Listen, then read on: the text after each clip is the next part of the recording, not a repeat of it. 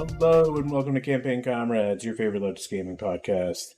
We are here. It is the end of January, give or take a few days. We are wrapping up the gaming news for the month, which usually January feels like a pretty barren month, right? I mean, it has been in terms of releases. There's been a couple of things. Like just before we started recording, I was talking about how I've been playing the new Dynasty Warriors game and been enjoying that. But like, there's actually been a decent bit of news here. Some intriguing things, some dire signs of this is going to be another kind of precarious year for the industry as a whole. It's kind of showing all sides, right? There's glimmers of hope. There's interesting things to discuss, including the announcement of a new console, which I know, Matt, you were going to... Basically, the majority of this episode is going to be, we're talking about the state of the big three, right? Where Matt's got Nintendo, Andrew's got Microsoft, I've got PlayStation, and then Mike's got something That's not what's on my script. Grand my script showed us talking about Ouya, the Russian console. Doesn't Soulja Boy have his own console? Is that what we're talking about, that one? No, this is a completely different. I remember that one. I do love talked about it before. Soulja Boy's got like multiple consoles. Yeah. They're like, they're all you can buy them on Alibaba. Yeah, they're like Chinese emulation machines. It's basically what they are. I mean, hell yeah, he's a gamer, folks. Yeah, how are we feeling about the Switch 2, Matt? What's set the stage for us here? I mean, to set the stage proper, first I need to have 12 different leaks from the Consumer Electronics Show pop up, and then for the Nintendo lawyers to make me disappear. They have the people from that one booth. What is it, Genki? Have the Genki folks been disappeared to a black site in Okinawa? They had their CES booth shut down. Yeah. Their lawyers just rolled up to them and be like, no. This is one of those where whether or not Nintendo intended for this month to be where they put out, and it wasn't necessarily a full launch, it was more of a teaser video to show off a little bit of the console, to show what it looks like. Not really much more technical understanding beyond, here it is. Mm-hmm. This is what it do. And then setting up the April 2nd, this will be when our actual direct regarding the Switch 2, where we will talk about technical specs and what games you should expect to see at launch and a release window. And, pre-orders will probably go live at that point. I think that's the clearest indication that this was like their hand had been forced type of thing. That this screamed to me like this was like we're going to make our video editing, graphic design team work overtime to get this trailer put together so we can actually put something out to kind of stem the blood flow of all the that everything has basically been announced. I mean, it depends on who you agree with or listen to. There were industry insiders and leaks from both sides saying like Nintendo didn't give a shit about any of the actual leaking outside of Genki having full 3D printed models on the CES shop floor. And then the other side of it saying that Nintendo was incredibly unhappy with people leaking it ahead of time. And it's one of those where it definitely was part of why, according to Reddit at least, it was a mixed review on launch when it's now the most viewed console launch video of all time. But it was basically just a little walkthrough of, here's what it's going to be. It's a bigger Switch. Good for me. I got big meaty claws, and the current Switch Joy-Cons, while comfortable enough when split from the console and held in the true gamer method of split Joy-Con control. Hell yeah. I'm definitely looking forward to the slightly bigger Joy-Cons. They set them up so that they look a little more manageable as a single controller if you split them off and turn it into two controllers for people with the raised shoulder buttons. Those will definitely be improved. There was a little bit of tease going on in there when they showed the Joy-Cons in their little wrist strap connectors as they were sliding around the table like mice, kind of teasing that mouse functionality to expect, which will be interesting. I don't know how that'll work necessarily. I feel like that might end up being kind of like the IR sensor on I think it's the right Joy-Con, where That's a what couple things use it, but most don't. And it'll probably have applications for something like Mario Paint or something along those lines. That's exactly what I thought, or like, mini games in, like, Mario Party or something like that maybe would it would see use, but that was exactly what I thought of when I saw Well, the the mouse problem with that would functionality. just be if it's something that needs to be set up for like a Mario Party mini game, then everyone needs to have access to like a surface that they can slide around on. And Well, no, I'm not maybe they're saying that it's, readable like, enough where you can use necessary. like a couch arm or your leg.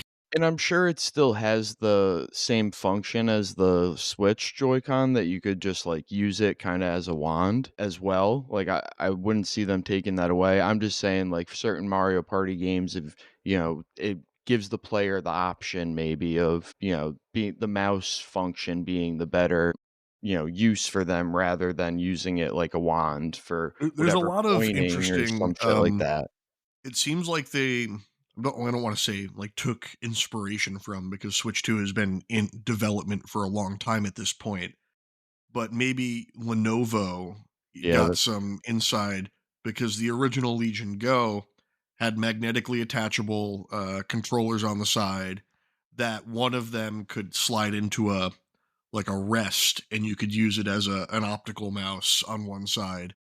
And there's a little bit of crossover there. I'm actually a big fan of the switch to the magnetic attachment for the Joy-Cons. I yeah. think it's going to be more robust and less, I mean, to be blunt, it's going to be more idiot proof, because plenty of people have fucked up their switches by putting stuff on backwards or putting the wrong wrist strap on the wrong Joy-Con and having to kind of rip them off. The current side rail system, while I don't have much of an issue with it, it is wear surfaces. They will wear out over time. The metal on plastic, they creak, which people have always complained about. These magnetic connections seem a lot more durable. They seem a lot more difficult to fuck up. Especially, At least like that the release button is more tactile. I well, find the the release fact that button there is a release on button means these that the connection is much so more strong difficult. that you're not going to be able to accidentally pull them apart. I'm not going to say that you can't pull them apart, because I'm sure if you rip hard enough as an adult human, you might be able to rip them apart, but at that point that's your own fucking fault. That's purely intentional. My question about the Joy-Con mice thing is the ergonomics of it, right? People have been talking about, oh, maybe this increases the likelihood for some PC ports, some third-party ports, and things like some, strategy games and stuff like that. I just don't know how it would feel taking for granted the whole thing you were saying, Matt, about you have to obviously have a workable surface, right? In order to use it in that type of function. But like, how is your hand going to sit on it? Like, think about how thin these are. Obviously bigger, but still how thin a Joy-Con is. That it's tipped up on its thin side. That you're kind of crab clawing to in a certain way to kind of hold it there. I, Kind of. I, It's not like I see it just I'm resting. exaggerating. I'm exaggerating. It's a little bit more versus it's a little bit more kind of clawed versus like a regular mouse. Your hand is a little is more flat and ergonomic. It's still got the trigger and bumper, which are your right click, left click. I assume that you'll just end up.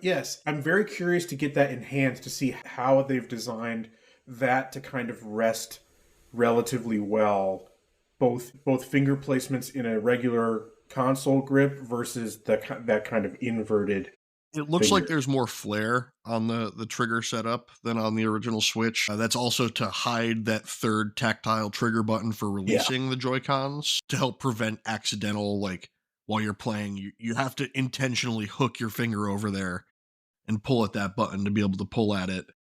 My brain, I feel like though, is just going to be like, oh, there's another button here. I'm now used to back paddles. It's art, just Switch drops to the ground. yeah. I personally think that what's most likely going to happen. The thing is, I don't even think the Switch would drop to the ground there. If you looked at how the release mechanism works, it looks like that trigger pushes out a small peg that then pushes one end of the Joy-Con out to break that magnetic connection, but you're still positively sealed with the stick out of the Joy-Con inside the unit. So you would have to push the button and then actively pull it apart to have your. You'd have to do it on both sides because you're holding the system with two hands. I'm only going to release them simultaneously. Right but in into your terms of like balls or I face. I love obviously seeing a Nintendo gimmick, right? They got to have something to keep the sickos happy. But I do feel like it's going to result into something where there's a release game or two that uses its functionality and then it gets completely ignored for the rest of its life cycle. Yeah. I mean, again, it's the IR sensors. They got used on Nintendo Labo, which is actually one of the more popular. I don't even know how you describe toys to life, I guess.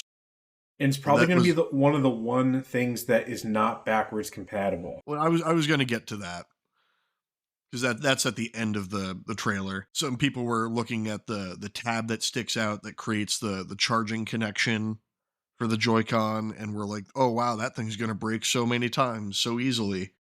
And Are it's you one of saying the those, bit that's on the inside of yeah, the on the console itself monitor that wall? snaps into the Joy-Con. Yeah. And that's one of those where, no, I don't think it will, because the way that those connect, you can't twist the controller while it's plugged in. It looks like it's a pretty tight tolerance stick out for the Joy-Con into the slot on the unit itself. And also, if you're saying that, like, it's hard to, in my mind right now, it's hard to describe it with words versus kind of motion here, but like, where, yeah, like, say, like, the holding it kind of upright, that, like, the top portion will pop out, but then it'll almost like hinge out from, the top or the bottom, meaning you're not gonna, the stress point is not gonna be that other It point. means that the opening on the Joy-Con is bigger than the connective unit itself, and that there's going to be enough play and tolerance there that there shouldn't be any issues. Again, in unless order you're to get to bend, basically anywhere to bend that, the thing would already be out. yeah, I don't think which is will be enough why give there's there. some, in my opinion, so much positive mechanical connection on the stick out portion of the shoulder buttons on the Joy-Cons that sticks into the unit, which people were then complaining about the bezel on the Switch 2 as being too big. But then there've been a couple Microsoft Paint artists out there who've showed like roughly where the line for where the Joy-Con itself ends on the unit, showing that it's pretty much the same bezel width if you account for the width of the Joy-Con sticking under the console as the Speaking of OLED, though, I am a little bummed that there's not going to be an OLED option. I'd pay a little extra. yeah, but you have to think about it from the terms of, as a manufacturer, you're trying to mass produce a bunch of units so you don't have shortage at launch, and now you're trying to split your line between two different screens instead of optimizing one line to get as many units through as possible. Yeah, I get it. And we know Nintendo just wants to come out with the OLED option Yeah, in no, like 2 years. that's what I'm saying. Like, it'll be a Yeah. year. It'll be a year later, and they'll be like, I don't yeah, think it'll be a year later. No, I think 2. If it's anything, 2 it'll to be the 3. same as the other one, where it'll be 4 years later I as don't a think mid it'll be- refresh. See, I think it'll be sooner than I than it don't. was for the original model. I Yeah. think sooner than original, but definitely not 1 year. I don't think it'll be that short. I'd be so mad. And all of the info that's come out is that they want to stick with LCD to keep unit costs down, which means they want initial sticker shock to not be a big problem. Right. That's what I was saying. Like, don't make it universally OLED, because then the price would be probably a little high.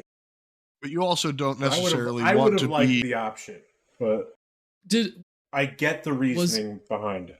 was the OLED model priced more expensively? $50 more. It Yeah. was. Okay, I couldn't remember. Which $50 is Not still not outrageous. that big. No. Yeah, big of a bump. No, but at the same time, you're trying to keep a simplified launch method, and you don't want a $400 and a $450 model where the only difference is a I screen. 100% agree. And the bottom line is Nintendo just wanting to come out with one in 2, 3, however many years, and have people purchase a second one. Double dip again. Yeah. Yeah. For sure. That's definitely part of that decision. I think that's definitely a majority of it, because that's just been their model since like the fucking DS. Since the Game Boy Advance, really. Dude, Game Boy Advance, the SP. I could not You know. fucking keep track of all the different versions of the.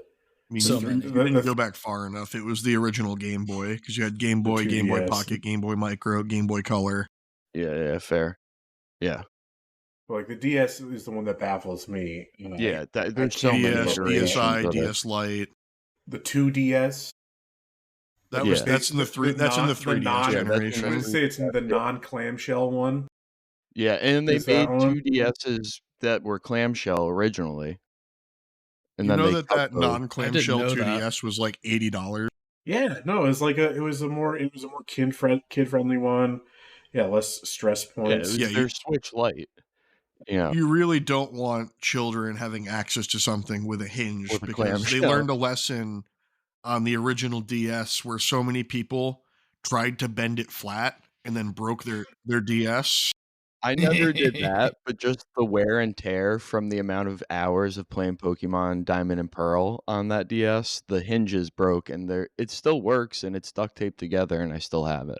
Was the Switch Lite the same time as the OLED? Was that the same? It was No, before thing. that. It was a way year. before. It was a year earlier. I thought it was even earlier than that. No, The Switch Lite. Switch Lite came out a little while later. Do you think they'll do that with this model too? You think they'll do a? I mean, it would.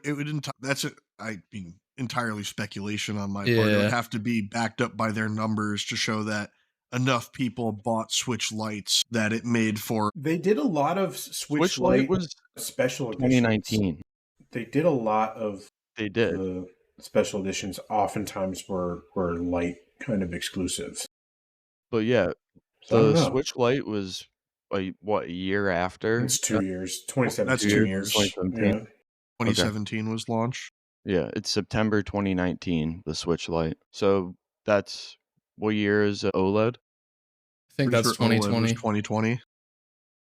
See, I thought Really? the OLED was later. Man, my conception of time is just been 2021, October completely 2021. flattened. Gone. October It's gone. Yeah, me too. But it's October 2021. So it's Okay. Damn, I would another have, if 2 like, years from with no information, Switch I would have Lite. said 22. I was gonna say that early makes more 22. That makes So- more sense, though, when you think Yeah. about it. October, because nothing was coming out in 20. I knew it wasn't 2020 because the fucking shortages. Nintendo never really experienced any shortages during, which is Yeah, why their sales exploded so much. Because while you couldn't buy a PS5 or an Xbox Series You could X buy a anywhere Switch in and store play or Animal otherwise, Crossing. you could get your hands on a Switch pretty easily. I did. I got mine I'm pretty sure, at too. the start of the pandemic. I think Me I got too. mine in 2020. Yeah, it wasn't hard. It wasn't like, super pricey. I was a somewhat late adopter to the Switch. They never jumped the prices. And obviously there wasn't, the black market fucking Switches at a, scalper's rate. I want to get everybody's opinion, though, on the reveal. And, like, are you excited for the Switch 2? Was there... I mean, any of Nintendo's consoles themselves are more hinged on the games than the console itself. Yep. Which they Part did of the reason the tease. They Switch did tease exploded as Mario much Kart as it 9. did. Well, we'll get there. Part of the reason the Switch exploded the way it did was that, well, yes, you could play Breath of the Wild on the Wii U. No one bought a fucking Wii U. Yeah, no So one did. Breath of the Wild as a default launch game, and then within the same month of launch, also having Mario Odyssey, Mario Kart 8 Deluxe. Like Pokemon Let's Go, Pikachu and Eevee, I'm pretty sure. what wasn't Right. launch month, but it was within launch No, but year. yeah, that's what I'm saying. It was like that second wave. So it'll be interesting to see what they say in April. There's been retailer leaks that launch will coincide with a Zelda remake, probably Wind Waker, Twilight Princess, Inshallah. Mario folks. Kart 9 being the game they showed off in the trailer, Yeah. which showed one major improvement being 24 starting slots instead of 12. So being able to get Dude, yeah, 24 that video Yeah. I sent of you guys, like a baby circuit with 24 Yeah, perfect. cars. It's just chaos. It's going to be really interesting to see how they Crash outs. how they move past Mario Kart 8 Deluxe, because it's been essentially forever. 13 years of Mario Kart 8 being the default Mario Kart. It makes sense to have a new one to be your launch title. There's rumors that there will be a launch bundle with a special edition Do you think Switch that 2. do you think they'll do the Mario Kart 9 tracks that you could get for kids? Like the physical Definitely. They have those. I know that's what I'm saying. Yeah. I know they have them for 8. It's incredible to me. I don't understand how they function. Is it just another amiibo, but just it gets to drive around? I don't know. I kind of want one though. I'm not gonna lie. I do kind of want. I'll invest. I bought my Terrorize your nephew apartment mates and set it up all way. I bought my nephew an RC Mario Kart thing. It's like an RC car, but it's just Mario in a No, go-kart. this is like Yeah, I they know what sell it is, with yeah. bundles of the game and the Switch. Yeah, it's one of those things that Matt was alluding to, like the foray into the real world. You can like set up tracks in the real world and play it in game. Not to drone on too much longer, just Hold on, because I want to still get wanna my get- game in. I want to get everybody's opinion on the release. Where's your hype level at? Well, I was gonna say my hype is for Pokemon Z to A. Oh, of course. Yeah, of course. I'm gonna probably I'll start because I think I'm going to be the least hyped of the group. I'm pretty low at the moment. I'm not planning on buying a Switch 2 at least probably for a year or so. It's gonna take a game that requires it that I really want to play, essentially, to get me to ultimate. What was the price point? We don't know they yet. haven't announced it. But that's my question is also more reacting to this reveal. Like, what do you think that this reveal is kind of representing about the state of Nintendo, about why they released it this way? Was it the right strategy? Is it going to impact sales? Yeah, like could they have done it better in some way? I think it was interesting that they released it this way because so many leakers and whatever figure out, or just even the general public, we know like Nintendo's gonna have a showcase type thing. I forget what they call it. Direct. Around this time of year, they're gonna drop it then. Like people are waiting for it, so I think it was. They were getting ahead of the fact that they're having a direct in February and they don't want to talk about it. So they show off a video now. So they'd be like, hey, we'll talk about this in April. We're going to be talking about the Switch and the last of the Switch games in February. So don't get all excited thinking you're going to see something different. Well, yeah, and I think which is really, but that's really weird to me because it's like I'm not going to be buying any new Switch games until I know more about Switch 2. Not because I'm not worried about compatibility or whatever, but it's like I'll wait to buy new stuff until I can play it on the better hardware. And it's yeah, like but kind of to they're not Andrew's marketing that to you or like us. It's like to the goons of little children that play Nintendo games, or like the diehards that are gonna fucking buy every single fucking iteration of everything because they are such, ooh for me Nintendo. And they're like fucking Disney fans. That's what I think. Yeah, but I don't know. I But think like it the was majority, totally just like a surprise drop to get ahead of everything, and then to then buy them time to be able to like flesh it out. all I'm at a saying is later I can't direct. expect them. I can't believe that they expect to have significant software sales between now and the release of 2, because you can't forget that the majority of Switch user base are quote unquote casuals or families who are not buying every release, who have their Animal Crossing, their Mario Kart, But maybe they're the not new going to buy Zelda the game. Switch 2 right away. I don't know that that's true. I think that depending on when release actually is, I don't know that they'll pre-order, but say like a family that can afford it will be like, there's a Switch 2 bundle with the new Mario Kart. My sticky children I'm pretty sure that the Switch 2 bundle with Mario Kart is going to sell a ridiculous amount of ridiculous. Gangbusters. And that's what I'm saying. No, I think Friday that's deals. I think those casuals will. I think that they absolutely will. They're like, I bought the first Switch to play Mario Kart. I can only play the new Mario Kart on the new Switch. I have the disposable income. I'll get it. But it's so far away, and it's gonna be like a fucking Christmas gift or something. Like those same families are still gonna buy for the in the meantime, they gotta entertain those children. They Yeah, gotta but babysit them somehow. I'm but expecting those a my point. June. I don't think my point is getting through to you. Is that those same casuals who will buy the new system to play that particular game are not buying the other software. They I think are I think buying. depending on what the software is, they totally will.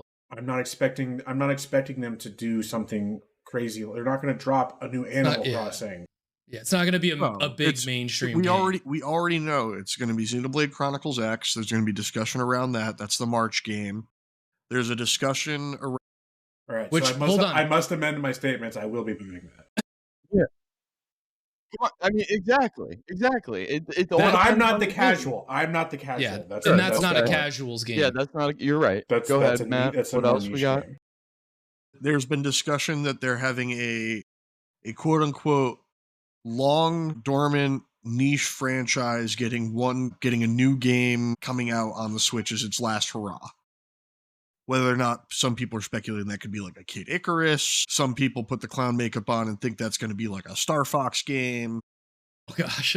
Or Metroid was it Metroid 4? No, that's no, Metroid Prime 4. That's Metroid going to Prime be a 4 launch title. still coming out. Oh, yeah. That's You're totally right. going to be a launch title. I don't know. I think even something like that, like people like like Kid Icarus, and people are saying, yeah, let's get a new one on the new. I mean, if it's a game like Earthbound, it's going to do pretty well in Japan, which is all they really care about in the final months of a system's lifespan.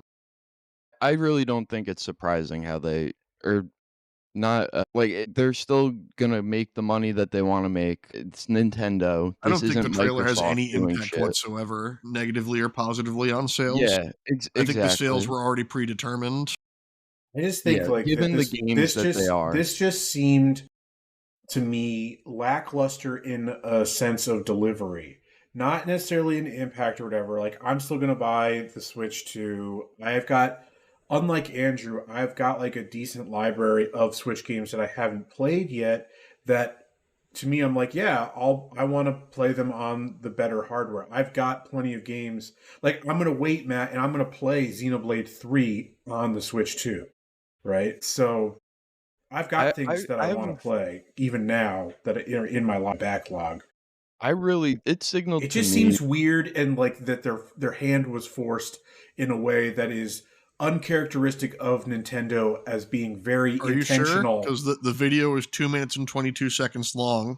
Yeah, what was the theory? What's the theory that people that it's just two?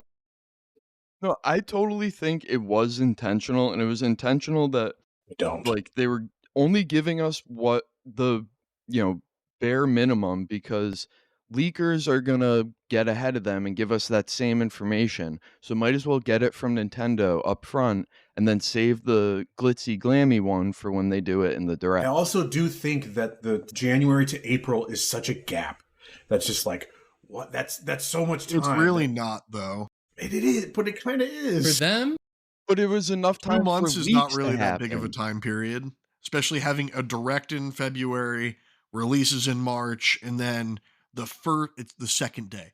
The second day of April. Imagine if they scheduled it for April Fool's Day and they did it for April 1st. Oh, man. Yeah, I don't know. I think it was weird. I think it was slightly weird in weird calculations that speak more to them having less options than they would have liked. I at least and I agree with that. I think it's because of like the leaker culture around. Like for sure. I also think that if they had been able to do this, even if we say we may disagree on that timeline, if they had been able to release even that exact same video without the leaks beforehand, the response would have been so much more positive. People wouldn't be talking about. The response has been pretty overwhelmingly positive as is. Really? You think so? Yeah.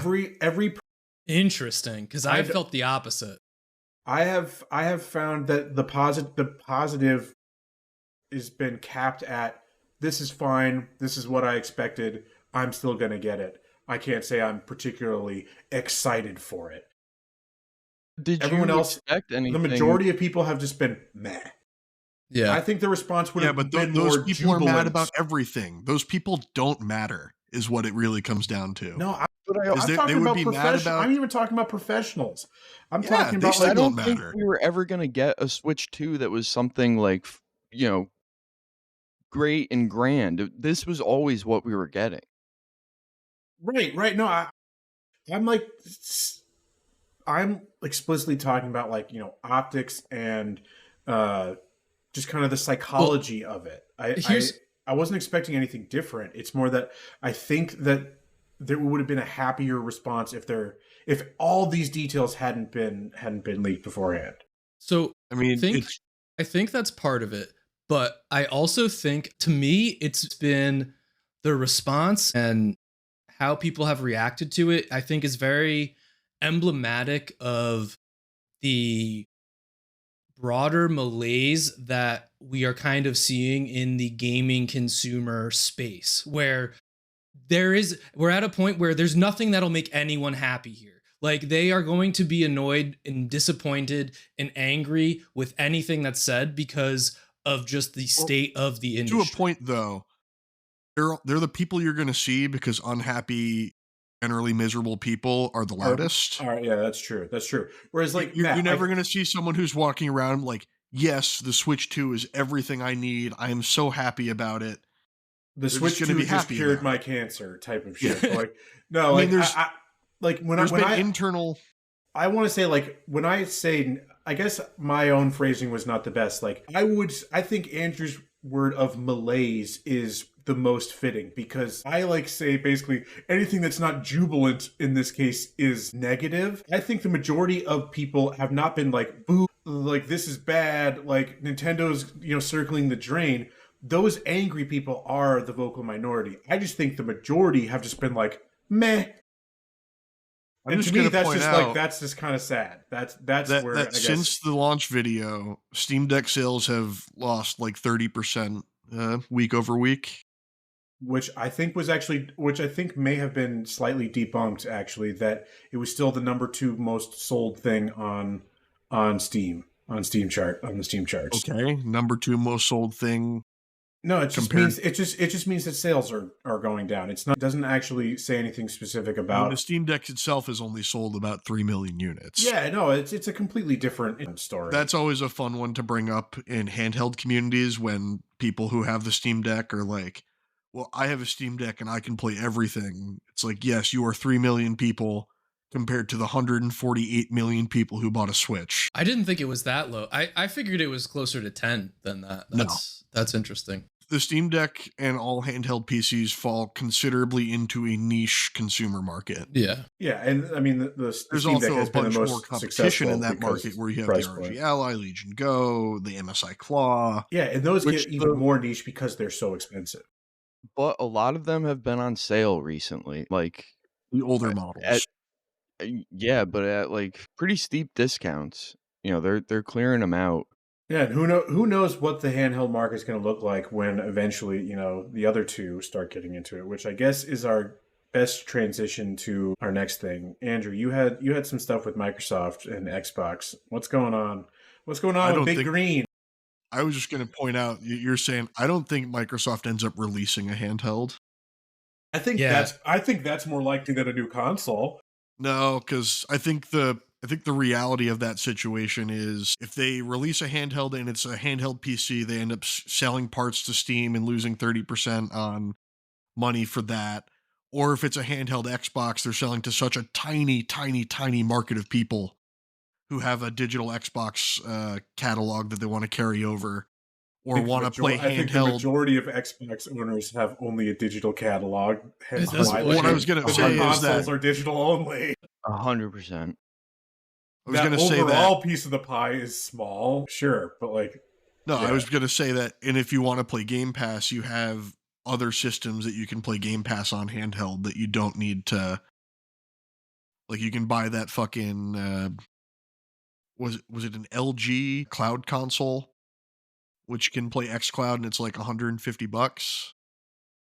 Sure, I'd say probably most likely is just they continue to do partnerships with third party manufacturers. But like there are rumors that they are working on a basically like a Steam OS equivalent for Windows to run on it, And which is the only way that would be successful because Windows 11 on a handheld is fucking dog shit. yep. And I think Microsoft is just in the licensing game. Like I think they're just going to continue to, do these third party partnerships and license out, They're the gonna software dabble. and They're shit. they're gonna dabble in hardware. Dip Yes, their I toe. Yeah. totally agree, but it never is going to amount to anything. It's like just to like appease shareholders, No, as I they don't even think it's transition going to to be just to appease licensing. shareholders. I think it's going to be to basically prove like, hey, we made something, you didn't buy it. This is why we're getting rid of hardware.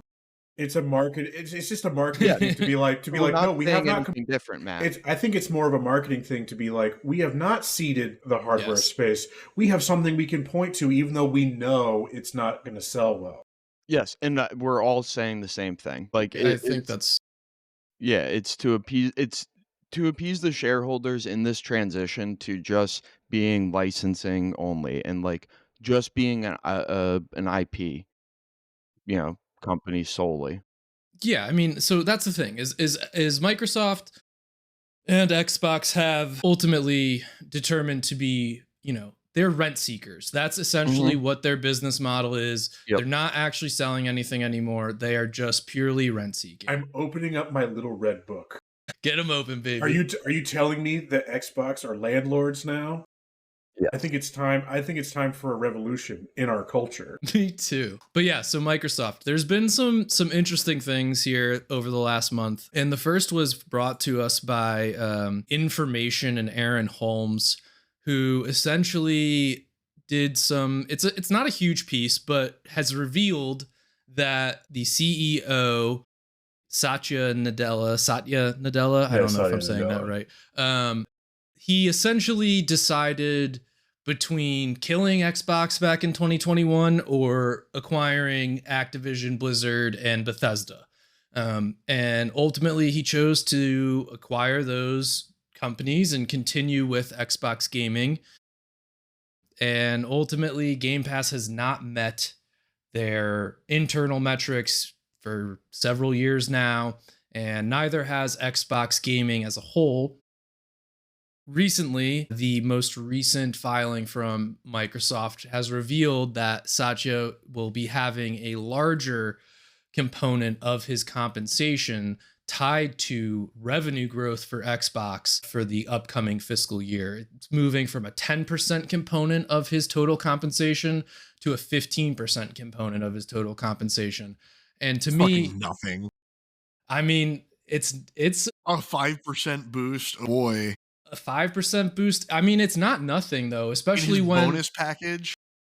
no, it's his total compensation. Total It's compensation. total compensation. So That's it's pretty everything. That's pretty big, especially Yeah, but he's for going to these make more people. money out of that because the total compensation accounts for the fact that Call of Duty is the number one selling game every year, No, no, no, no. and It's Candy Crush. percent is the Game Pass is tied to Game Pass No, that's also incorrect. It Okay. is it is a 50 he has a for 15%, Xbox. 15% of his compensation is tied to Xbox's revenue growing a certain percentage year over year.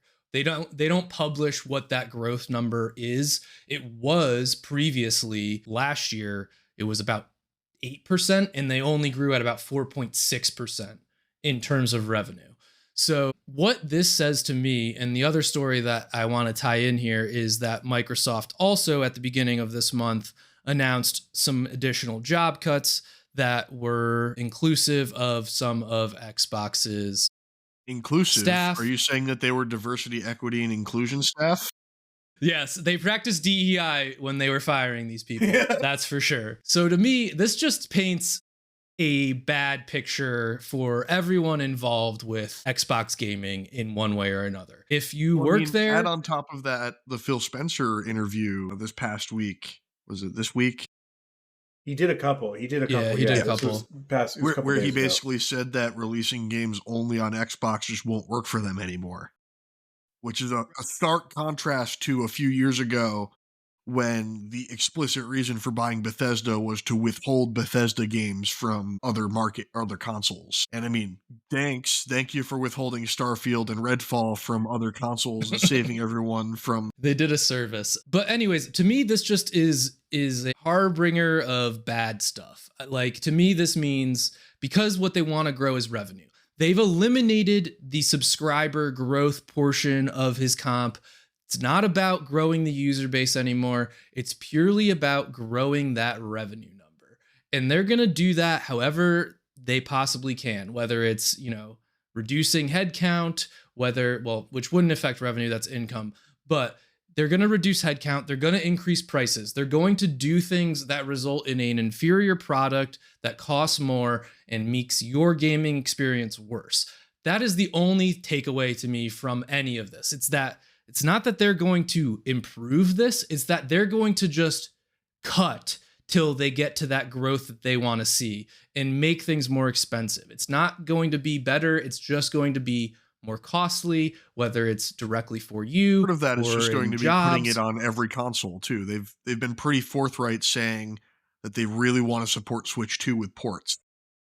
And that games are coming to PS5, which means that they're trying to sell to the 70 million people who own a PS5. The theoretical you talked about Switch 2 will probably be 30 million in its first year would be my absolute. You talked about Call of Duty. The majority of sales for Call of Duty were still PS5. So, that's more evidence of that's obviously why, that they're going to keep do doing the math that. real quick. 70 million PS5s in the wild, 30 million Xboxes in the wild. How many more what would the attach rate have to be on Xbox before you're exceeding the PlayStation purchase rate? And it's possible. The math just doesn't work for them. There's no fractions that work for their favor at this point, where they have consistently fallen further and further behind. They're now almost 20% behind the Xbox One sales at this point in its lifespan. And I mean, Phil even said that a year or two ago, where it's like, we lost the most important console generation, which was the one where people built their digital libraries. And now that everything is backwards compatible, people don't want to lose access to their PlayStation 4 games as they move forward to the PlayStation 5. They're not going to lose access to their PlayStation 5 as they move to the PlayStation 6, which is 100%. Like, they've shot themselves in the foot with the Game Pass model, because Game Pass users don't have a library. So all of a sudden, if they want to buy a PlayStation 6 because Xbox's future is looking bad, and if I can be like, I buy a PlayStation 6, I get all of PlayStation's exclusives, and I get all of Microsoft's games coming to it. The only thing I'm missing out on is Game Pass, and PlayStation has their own version of that, which a decent enough one-to-one comparison. It's like, it's going to be pretty easy to make that switch over, because you're not leaving anything behind. You're not losing, a catalog that you've built over 20. Yeah. And I think that means, ultimately to me, this is just Xbox, Microsoft saying, we've lost, we're everything is an Xbox, was them saying that we lost. Yeah, exactly. Everything's an Xbox now. I'm surprised they haven't tried to include the sales of phones and smart TVs in their console totals. They're just becoming a software. They're literally becoming company. Sega. Which is ironic, Sega given their relation with Sega now. In the early 2000s. But here's the thing: Sega puts out good fucking games. Like, I've been a Sega enjoyer these past 5 years or so. So works out good for me. Yeah, you've been hiding all of the Sonic the Hedgehog games that you're playing. With the Rouge the Bat mods. Mm-hmm. Yep. I've got the I've got the Tails butt plug in as we speak. He's got a full size Amy body pillow. Mm-hmm. Mm-hmm. The Tails butt plug is battery operated and does spin. Dude, I can fucking fly away. It's personal travel as well. Fly away and vibrate your prostate at the same time. Yeah. Dual function. Yeah, talk about efficiency. Yeah, Microsoft can learn a thing or two. Yeah, it's Sega controls it. That software is making my hardware. Perfect. We'll leave it at that. But yeah, hopefully you didn't choose Microsoft back in in 2014 because you're fucked. Yeah, fuck, suck. I'm so sorry. There have been quite a few comment threads because I love hate reading the Xbox subreddit. It's one of my favorite places to go when I'm feeling down on myself. Makes you feel a little better. Yeah. There's At least been I'm quite a not few. these guys. Yeah. There's been quite a few comments I've seen throughout the years where it's like, wow, console players really are just becoming second-rate citizens to Microsoft. You know, PC Game Pass gets to keep their day one exclusives. I have to upgrade to Ultimate if I want that. PC Game Pass didn't change their price drastically. Mine does. PC players get all of my games day one and all of PlayStation's games eventually, and or if the rumors are be to believe, increasingly closer to day one. According to that was an Insomniac leak where PlayStation is setting up for day and date PC releases. It's Which one I of think those where goes it's to like that rumor, right, that we were talking about in the group chat a while back about the part 3 for Final Fantasy VII remake. You know, talking about how it's not going to be a PS6 exclusive, which again was the debate. Does that mean it's coming out this generation, or is it going to be cross-plat? my read on that is PS5, PS6, and then PC. And PC. And so, but they're talking about And at maybe, launch, so that was maybe like, if you squint hard enough, Switch 2. God. Well, because Switch 2, if it's supposed to be on par with a PS4, between PS4 and PS4 Pro, would be strong enough to play Remake. Yeah. And if they do some optimizing, because Rebirth is supposed to be Steam Rebirth Deck is compatible. it's playable on Steam Deck, and apparently so then Rebirth runs should theoretically really well. be Switch 2 capable. Fair. Yeah, astounding to me. I mean, everything points to all the information about third parties is pointing to them trying to release essentially every major game they've put out onto Switch 2. Elden Ring, Cyberpunk, anything that can play on Steam Deck is going to try to make its way to Switch 2. Cyberpunk is the one that scares me. It's going to be a handheld bomb. Yeah, dude. Yeah, Cyberpunk it's going to blow the screen. Yeah, but you shouldn't be, because CD Into Projekt people's Red did faces. some wizardry to get The Witcher 3 running on regular Switch, and it runs pretty damn well. Yeah, it runs okay. Like, I don't know, I've watched those side-by-sides, and that is some low-poly fucking shit. I don't know, thanks. Man, well, you know, things aren't looking that bright. I don't know, it depends on your perspective on what's the state of PlayStation right now. Yeah. I'm mixed on it, right? So the big thing here is Sony's canceled 2 more of those live service games. And so, yes, that part of me is like, great. On the surface level, I'm like, excellent. Yeah. They're learning. Yeah, except that one of those wasn't really a live service game. Says who? Says many people. The God of War game wasn't live service, it was just a multiplayer game. That's not what I've read. I have not read that at all. But like that's where then when you look under the surface, it's like, oh boy, this is such an indictment of Sony leadership for the past like half decade leading up to this. You know, Jim Ryan needs to be retroactively, you know, tried at The Hague for this. But like, dude, and I can't believe that they put fucking Blue Point on a live service game and have wasted 5+ years of their time, money, and talent on this fucking failure. It's something that these workers can't even, you know, cite on their resume. It's just poof, gone, never to see the light of day. And just like, who thought it was a good idea to put, you know, everyone, of course, we're not going to be new saying this, but like fucking Blue Point could have been working on the Bloodborne remake. That's not true, though. What the fuck? That's not true, though. Why? Tell me why. Tell me why that's not true. Because Suhei Yoshida was saying that the only person who's allowed to work on Bloodborne is Miyazaki, because it's his favorite game. But Miyazaki has said that he's willing to. He's said in interviews that he's open to doing it, and he hasn't said, "Oh, but he needs only time. I can do it." What time does he have right now? Look at what games he's released in the past 5 years and show me where he has time to be working on Bloodborne. He's at such a high The pocket level. dimension. He's at such a high level now. It's not like he was running fucking. It's not like Night he's doing the Rain. coding. It's not like No, it's not like he he's wasn't running doing Night Night Rain. Rain. Night Rain was a secondary party. Right. But that's exactly how it worked when Bloodborne came out. It was a secondary party worked on Dark Souls 2 while Miyazaki worked on Bloodborne. Miyazaki worked on Elden Ring. Miyazaki worked on Armored Core. He did Miyazaki not actually. worked on Shadows. He actually handed off. He did not direct Armored Core. He started that, but that he handed that off to somebody else to work on Shadow of the Erd Tree.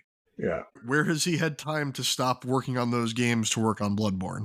I don't personally buy the one person saying that he's so precious about it that he wouldn't let anybody else. He's been on record himself. I trust the man himself more, saying that like he's open to he hasn't said like, yeah, only I can do it. He's like, yeah, if it were to happen, that's cool. I would love for everybody involved to explore seeing that. I can even pull up the interview, but I won't. I got receipts, bitch. Yeah, no, it's I don't buy that at all, and I just think that it's. I think people need to get over the fact that they want a Bloodborne remake. But we're getting away. We're getting away from it, right? Just like the joke is, Blue Point could have been working on a Bloodborne remake, but let's just think. Besides that, what else could they have been doing besides this game that had absolutely no chance at going anywhere? Who thinks that multiplayer live service God of War would have been a good idea? It baffles the mind to think that was worth spending that much time and money on. Think about how much money in terms of just salary that has been just pissed away because of that, and like that where their creative pursuits could have been better applied. And so the other studio is Sony Bend as well, the Days Gone people, which I've never played Days Gone. I have it on my shelf though. I've been meaning to play it, but like, it's okay. Sure. I don't get it. And it's again an indictment of where Sony's priorities have been this generation. And I have had no shortage of good games to play on PlayStation, but there have been so few first party things that like, it's just their priorities are so fucked up. I don't get it. Like, I don't see how this is not, again, warning bells, ding, ding, ding, ding. So Sony has been saved from people freaking out about this stuff purely because Microsoft and Xbox have been even more incompetent. Yes, yes. That is the only reason. They've just been so incompetent. Essentially, every year they've still had a Game of the Year contention game published or released by them. For sure. It's just like they could use their resources better. Like, as a company, that is bad decision making. Like, I also to like invest to think that people amount. tend to forget that the PS4 generation didn't get its heavy hitters until its last 3 years. Yeah. There was a running meme and joke on the internet for a long time that the only reason to buy a PS4 was Bloodborne. It was the only exclusive that was worthwhile. And then 2018, you got God of War, you got Spider-Man, you got Horizon, you got Ghost of Tsushima in 2019, 2020. 2018 was definitely a very big year, that's for sure. Yeah, it's back weighted for sure, but that was also... That's how development works. Right, but when we would be getting these better games, now instead of having them, they are getting scrapped because they were bad choices. Well, you're still getting Naughty Dog's Intergalactic upcoming. You have... Which one is that? That's the Naughty Dog one. Oh, that's the Neil one. You still see have how that goes. Insomniac's Wolverine, Death Stranding 2. I don't know. I still think they need to be booed. they still need to be booed. Like, sure, it's not like we are at a complete dearth of games and like they're completely failing, but like they deserve to be booed for wasting these resources in the way they are wasting them. Like, it's just nonsense. Yeah, they deserve the shame that comes with this. At the very least, I don't know. At the same time, it's better to acknowledge something's going to fail and get rid of it before wasting more resources and releasing 100%. it. I'm not asking them to have continued on with this. This is the best outcome of the timeline we were in.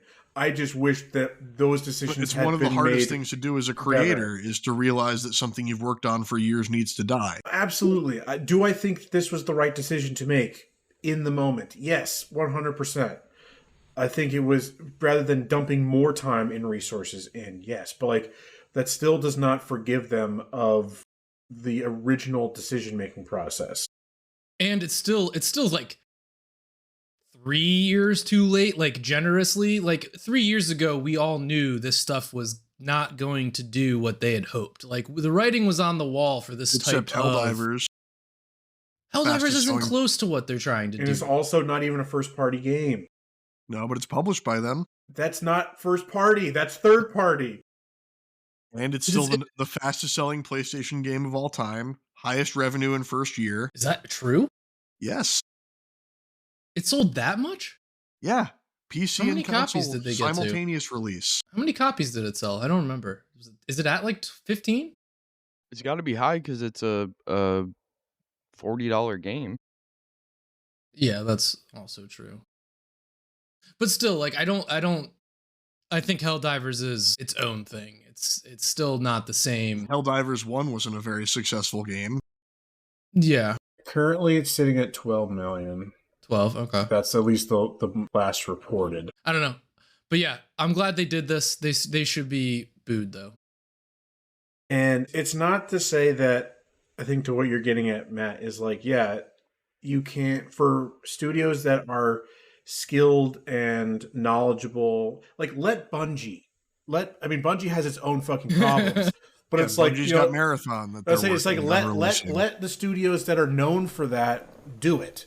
You know, that's the thing. If they want to explore in this space, then if you're gonna like say acquire a studio to do that, that's like known for this. It's the galling nature of turning successful single player studios to then try to follow this live service trend and then waste all this time and expertise that they are not set up for success. That's where I get it, where it's bad management to have you know taken this course of action. You know, like let Bungie go fucking do it. Let, you know, publish a third party one. You know, and they invested in Helldivers. It's not like that they like were totally just, you know, hands off with that. They did have their fingers in the pie a little bit, but it's just it's baffling. I had another point that I just wanted to make there, but I don't know. Just my rage at them doing that is just so all encompassing. I think people get worked up about it, and I still look at the releases every year and think that there's been plenty of good games that they've still been making, publishing, releasing, that it doesn't, like, if you're going to see an effect on it, it won't be until PS6. If there's going to be a dip in all of a sudden we don't have games to release. I can't argue with your point. I just still think it's mismatched. Like I can't say you're wrong. Like we have lots of good games. I just don't think it makes sense to like Ben's saying, it's to force these sorts of projects on developers that don't do that is where it's just like, please no. Well, I mean, was it Naughty Dog had their Last of Us multiplayer game canceled, but they're still releasing Intergalactic. You know, generally there's more than one team. Who knows when the fuck that's happening? We have no idea when that is actually coming. That has no date. Right. That has no date. No, that has nothing. That had literally 5 seconds of quote unquote gameplay in that. The one thing that I want to tie into this was there was the rumor that has been debunked slightly. Nobody knows for certain that they were saying, oh, that there was a third cancellation. And it was the Horizon MMO thing that the original reporter who talked about whatever Project H was is not the same thing as the Horizon one. Like that was the point I wanted to make. It's like that there are avenues for them to explore this. I just think that they have mismanaged it so poorly. Like I think of their properties, Horizon could be an interesting live service multiplayer Monster Hunter like. Yeah, just a Monster Hunter with big robot dinosaurs. That works. That idea tracks. Like your hunters from the various tribes that will have different skill sets and loadouts. No, you're all Aloy. I mean, hell, spoilers. She's got a bunch of clones, so you know it tracks. You know, so like there is a viable path forward for them. They have just done the stupidest possible way of doing it, and it's just to make Blue Point do it. It's a crime. It's a crime. I mean, Blue Point's history is what? Demon Souls remake? They've done more. They did the Shadow of the They did Colossus. Shadow of the Colossus. Yeah. Another remake. No, I was just saying that's what they're known. That is what Yeah, they're that's known what they're for. known for. And that's Yeah. the point. Is what I'm making. Is like, why put them on something else where their talents do not lie? So they have worked in Demon Souls, Shadows of Colossus. They did the Uncharted Nathan Drake collection, Gravity Rush. Yeah, they did the Ico and Shadow of Colossus, Metal Gear Solid HD collection, the God of War collection. They've done a lot of stuff. They supported a lot of other people's work into a new package. Yes, that's what their skill set is. Maybe they need to expand their skill set. But like that's what they're good at. That's what they're good at, and they've had success. And I don't Good follow that management logic is knowing at all. where your talent lies. Yeah, And utilizing that. It's also realizing that sometimes you need to expand your talent. But like they didn't though. Yeah. They didn't. If they did, they would have kept the game going. Like clearly it wasn't working. Your tendency to be too defensive of these is clouding your judgment, I believe. I'm just making the point that you can't always just do the same thing and be successful for your entire life. But if you're a company that specializes in remaking things, like that is your business model. Why deviate from it when you do not have the talent to deviate and like create a new game when you put all your investment as a company into being able to remake games? And there's a game company and you can't there's make no your way own that they were, game. but there's no way they were showing, like drop in their revenue or their profitability. Their remakes have been successful. Yeah, they've done successful remakes. Their business model has been successful. Yeah. So Successful you continue how with so? that business model. Why are you being so reactionary to this? I don't get it. Why are you being so contrarian? Because I'm pushing back a little bit. But How it's many not necessary. copies did Like, Demon it Souls doesn't make remake sense. sell? How many copies did Shadow of the Colossus sell? If they're not their huge business model sellers, is you need to push remaking. yourself to try to get something that's bigger. Not everything needs to be like you're I don't know why you're getting caught in this growth mindset type Because shit. their business it's paying model is people scaled salary for and- remakes. I'm Yeah. sure they take into account that remakes aren't going to sell the same amount as a new game. Like their business model is centered around They're scaled for remaking- that appropriately. Yeah, they remake games, and because they're scaled appropriately for remaking games is why they could not successfully create a new game. I And don't know. spend If you're so if you're a much money game on- developer and all you can do is pretty up other people's games or repackage them, That's so uncharitable to what Yeah, they do. correct. That's Like, just not fair at business, all. their business model is scaled specifically to remakes. Like it's not as if they were a company that dabbled in both. Like throughout their lifespan, they've only done remakes and done them successfully in the remake market. Like those are some of the biggest Which is remakes. a huge part of the global gaming economy right now. Sony is existing on remastering all their shit.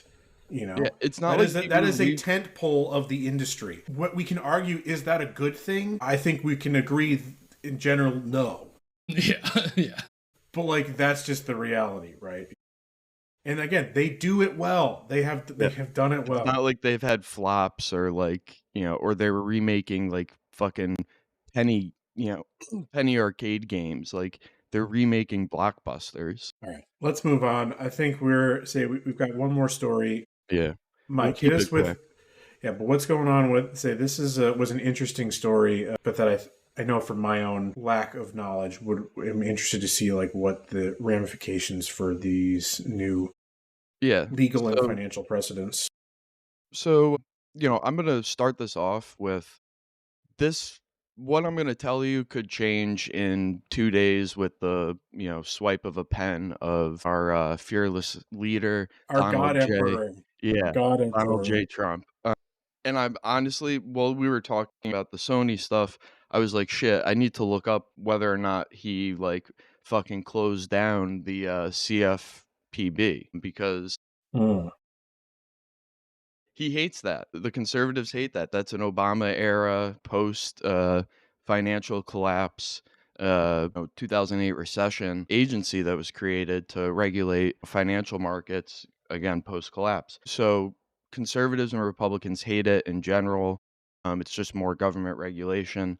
So this could ultimately fail. This whole fucking agency could be shut down in a matter of, whenever, whatever whim our God Emperor has. But to cut to the chase, the CFPB, it regulates financial institutions. I think it was created, to put more onus on them and give more disclosures in lending and bullshit like that. It's very liberal, like kind of like hand-holdy regulations for an agency that, and then it ultimately doesn't Wasn't really. the CFPB Liz Warren's baby? Yes, yes, correct, 100%. There you And go. That should tell you. That should tell you what to know. yep. So given their, that they're like this liberal agency, not really doing much, I do think that this regulation, again, given the system that it's in, is actually a pretty a good shift in their regulatory agenda, and it's largely pushed by crypto, but it has implications elsewhere,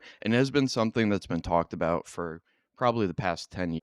You know, not not largely because of crypto, in its inception or video games necessarily, but interestingly enough, like Starbucks was one of the reasons why like this started floating around, and it was because Starbucks had tons of money just sitting from gift cards that people had in their accounts, their electronic accounts, or just purchased gift cards that are it's just sitting there. They're adding it to their revenue, but people And aren't it's using it. well, and it's even more direct than that. It's not even purchasing gift cards. They literally hold and like they fund their account with money. Like they are Yes. Yeah. just Yeah. funding Yeah. an account on Starbucks's platform. Yep. So you're putting like $50 into your Starbucks account to do your mobile orders in the morning or whatever. But, if you stop going to Starbucks and you still have it, sometimes it's auto loading, every 2 weeks or whatever. So people could be just racking up money. And there's no no regulation around it because the government didn't see them as financial institutions. This new regulation, which is just in the notice and comment uh, period, so they're posting it to the public, including these fucking video game companies, all the fucking big crypto companies are all going to be able to put their comments in by a certain date for the agency to review, see if they want to adjust their regulations based on like actual feedback. So the biggest thing that this does is expand the definition of like a financial institution to include non-banks. So it's non-bank entities that directly or indirectly hold an account belonging to a consumer or that issue an access device and agree with the consumer to provide EFT services, so electronic fund transfers. So that's capturing Starbucks, that's capturing even my washing machine or like the laundry app that I have. I have to fund the app to then like use the laundry in my building. It's not like a coin machine anymore. So it's capturing that. It's capturing cryptocurrency. It's capturing Pokemon Go. The state of the world we live in. Yeah. Yeah. But so the biggest point of contention is their new definition of funds, which is what gets us into the video game world more than what we're talking about with just Starbucks, of like just putting money on a U.S. currency on an app that is like converted into U.S. currency to purchase something. So now funds will extend to assets that act or are used like money in the sense that they're accepted as a medium of exchange, a measure of value, or a means of payment. So So, V-Bucks. yes, baby, we are capturing fucking Pokemon Go Pokecoins. We're capturing your fucking, I don't, uh, any digital currency that you pay money to then get a currency in game. That's that's not USD.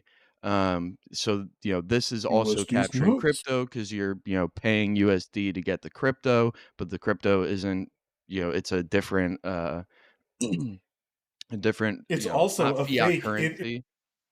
in currency. Yes, Yeah. yeah, exactly. Yeah. Yep, 100%. So, It honestly is like one-to-oneing like cryptocurrency and and Pokecoins. They're the same thing.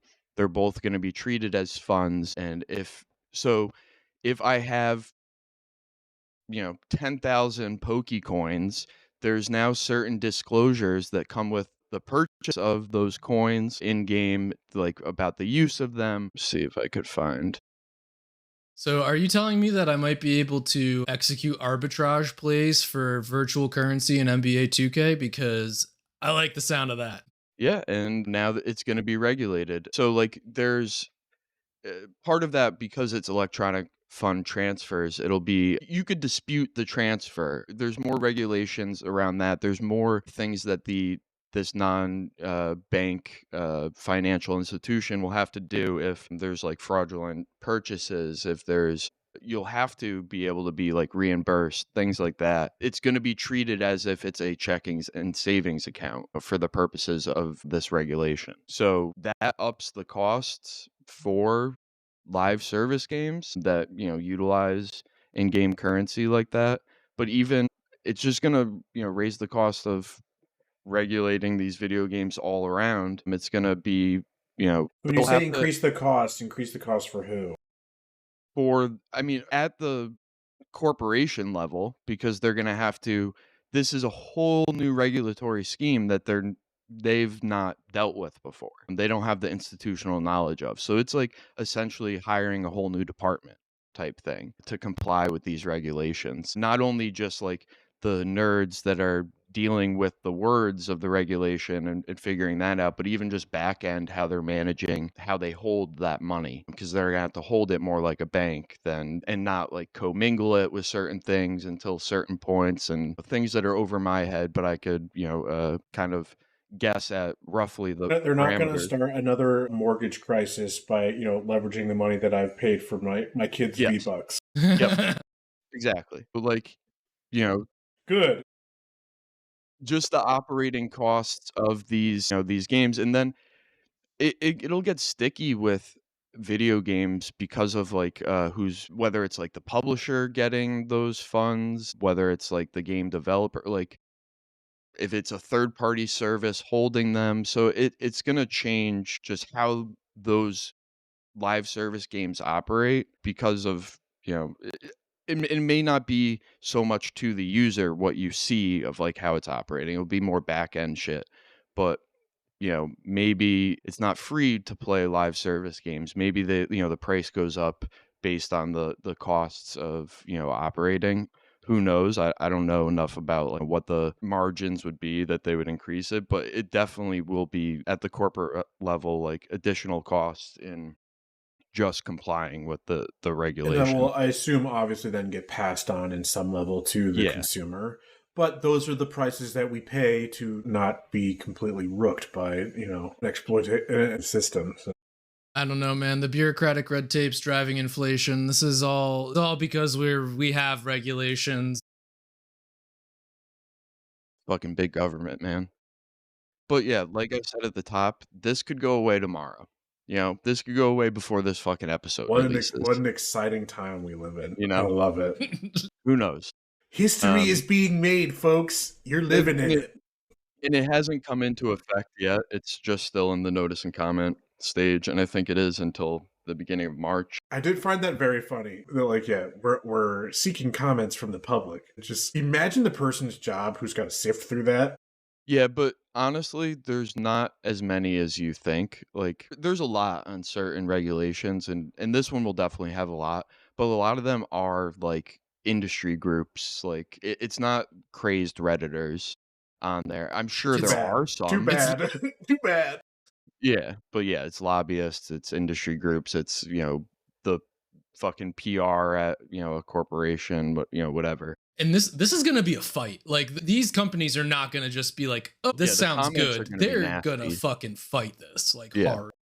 Yeah, and I'm sure there'll be litigation. One of the good things is a lot of this analysis comes from a couple of Southern District of New York decisions, which, that East Coast liberal elites on the bench up there. But yeah, there's a couple of court decisions with this analysis. Trying to ruin Main Street. Mima and Papa can't create their own digital currencies anymore because there's too many red tape. God damn it. Where is the Mimi and Pop Pop meme coin? To the moon. Definitely no rug pulls from good old Mima. Yeah, they would never. But yeah, this could never come to fruition. It could be very different. I really think it's not going to happen ultimately. We say, as our legal scholar in residence, if it does go through, good, bad, I think middling. it's good. Yeah. I mean, given the structures that we have, I think it's good.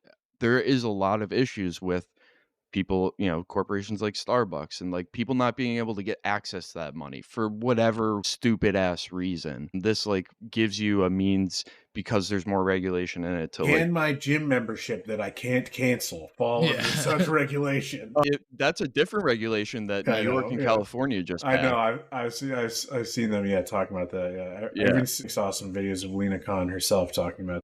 Yeah, which is I thought about discussing that too, but yeah, like I truly don't think it'll come about. I think the crypto bros being in the pocket of our God King Emperor, Elon's not going to let this happen. How much doesn't sound very efficient to me. Yeah. How much in-game spending is there in Path of Exile, and will it affect his ability to pay people to inflate his account statistics? All right, folks, I think that's going to do it for us today. Thank you so much for listening. In the meantime, you can follow us on all the social media at CamConPod, Campaign Comrades, you know the drill. Patreon should hopefully have some written content in the next couple of weeks. I am still working through a busy work writing schedule, but that, again, should be more under control after this next week. So be on the lookout for that. I think next week, start of February, we are, as we're prepping for major release, basically the major release window of the entire fucking year. We will be prepping for one of those with our discussion of the Monster Hunter series on this first weekend of February. So be sure to tune in for that. We will see you next time. I think that's all the plugs I got. Thank you so much, boys. We'll talk to you later. Bye-bye, everybody.